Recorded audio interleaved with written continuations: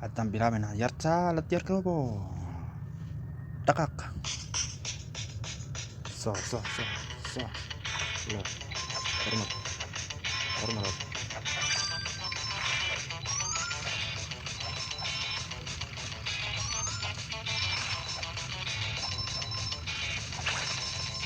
Ifa kadang kapan sa. Waktu ini satu. Kurang salat.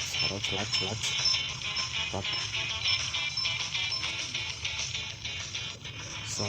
Harus ke. Lah. Ayo.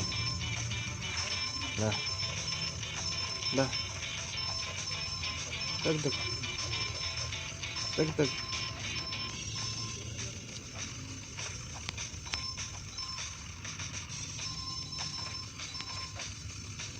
Aku, betul.